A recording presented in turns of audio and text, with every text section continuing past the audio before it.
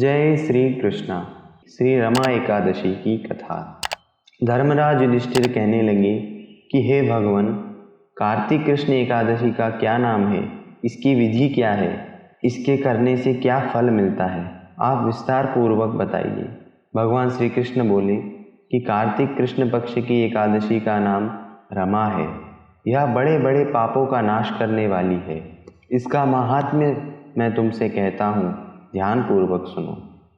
हे राजन, प्राचीन काल में मुचुकुंद नाम का एक राजा था। उसकी इंद्र के साथ मित्रता थी और साथ ही यम, कुबेर, वरुण और विभीषण भी उसके मित्र थे। यह राजा बड़ा धर्मात्मा, विष्णु भक्त, न्याय के साथ राज करने वाला था। उस राजा की एक कन्या थी जिसका नाम चंद्रभागा था।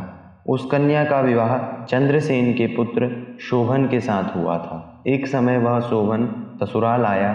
उन्हीं दिनों जल्दी ही रमा एकादशी भी आने वाली थी। जब व्रत का दिन समीप आ गया तो चंद्रभागा के मन में अत्यंत सोच उत्पन्न हुई कि मेरा पति अत्यंत दुर्बल है और मेरे पिता की आज्ञा अति कठोर है। दशमी को राजा ने ढोल बजवाकर सारे राज्य में यह घोषणा कर दी कि एकादशी को भोजन नहीं करना चाहिए। ढोल की घोषणा सुनते ही शोभन को अत्यंत चिंता हुई और अपनी पत्नी से कहा कि हे प्रिय, अब क्या करना चाहिए? मैं किसी प्रकार की भी भूख को सहन नहीं कर सकता हूँ। ऐसा उपाय बतलाओ कि जिससे मेरे प्राण बच सकें, अन्यथा मेरे प्राण अवश्य चले जाएंगे। चंद्रभागा कहने लगी कि हे स्वामी, मेरे पिता के राज्य में एकादशी के दिन कोई भी भोजन नहीं करता। हाथी, घोड़ा, ऊंट, बिल्ली, गौ आदि भी अन्न और जल का त्याग कर देते हैं। फिर मनुष्य का तो कहना ही क्या। यदि आप भोजन करना चाहते हैं तो किसी दूसरे स्थान पर चले जाइए, क्योंकि यदि आप यहाँ रहना चाहते हैं तो आपको अवश्य ही व्रत करना पड़ेगा। ऐसा सुनकर शोभन कहने लगा कि हे प्रिय, मैं अवश्य व्रत करूंगा, जो भाग्य में होगा वह देखा जाए। इस प्रकार से विचार कर शोभन ने व्रत रख लिया और वह भूख व प्यास से अत्यंत पीड़ित होने लगा। जब सूर्य नारायण अस्त हो गए और रात्रि को जागरण का समय आया, जो वैष्णवों को अत्यंत हर्ष देने वाला था, परंतु शोभन के लिए अत्यंत दुखदायी हुआ। प्रातः काल होते शोभन के प्राण निकल गए।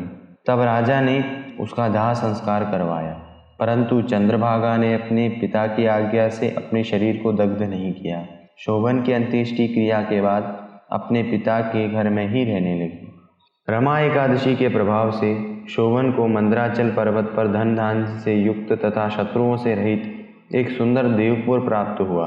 वह अत्यंत सुंदर रत्न और वैदुर्यमणि जटित स्वर्ण के खंभों पर निर्मित अनेक प्रकार की स्फटिक मणियों से सुशोभित भवन में बहुमूल्य वस्त्राभूषणों तथा छत्र व चंवर से विभूषित गंधर्व और अप्सराओं से युक्त सिंहासन पर आरूढ़ ऐसा शोभायमान होता था मानो दूसरा इंद्र विराजमान हो। एक समय मुचुकुंद नगर में रहने वाला एक सोम शर्मा नामक ब्राह्मण तीर्थ यात्रा करता हुआ घूमता घूमता उधर जा पहुंचा और उसने शोभन को पहचान कर कि यह तो राजा का जमाई शोभन है, उसके निकट गया। शोभन भी उसे पहचान कर अपने आसन से उठकर उसके पास आया और प्रणाम आदि करके कुशल प्रश्न किया। ब्राह्मण ने कहा कि राजा मुचुकुंद और आपकी पत्नी कुशल से हैं, नगर में भी सभी कुशल हैं, परंतु हे राजन, हमें आश्चर्य हो रहा है। आप अपना वृतांत कहिए कि ऐसा सुंदर नगर आपको कैसे प्राप्त हो गया। तब शोभन बोला कि कार्तिक कृष्ण की रमा एकादशी का व्रत करने से मुझे यह नगर प्राप्त हुआ है, परंतु यह अस्थिर है। ब्राह्मण कहने लगा कि हे राजन, यह स्थिर क्यों नहीं है और कैसे स्थिर हो सकता है, आप बतलाइए, फिर मैं अवश्यमेव वह उपाय करूँगा। मेरी यह बात को आप मिथ्या ना समझिए। शोभन ने कहा कि मैंने इस व्रत को श्रद्धा रहित होकर किया है, अतः यह सब कुछ अस्थिर है।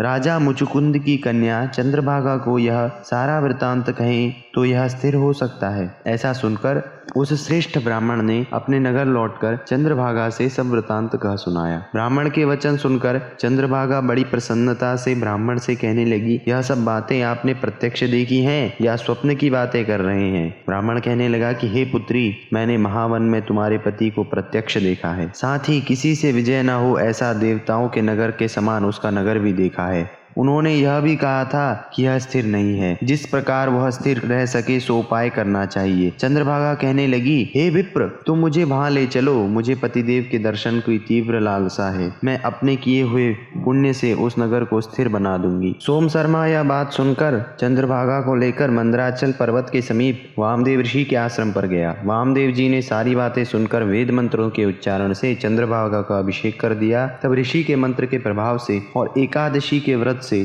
चंद्रभागा का शरीर दिव्य हो गया और वह दिव्य गति को प्राप्त हुई। इसके बाद बड़ी प्रसन्नता के साथ अपने पति के निकट गई। अपनी प्रिया पत्नी को आते देखकर शोभन अति प्रसन्न हुआ और उसे बुलाकर अपनी बाईं तरफ बिठा दिया। चंद्रभागा कहने लगी कि हे प्राणनाथ, आप मेरे पुण्य को ग्रहण कीजिए। अपने पिता के घर जब मैं 8 वर्ष की थी तब से विधि पूर्वक एकादशी के व्रत को श्रद्धा पूर्वक करती आ रही हूँ।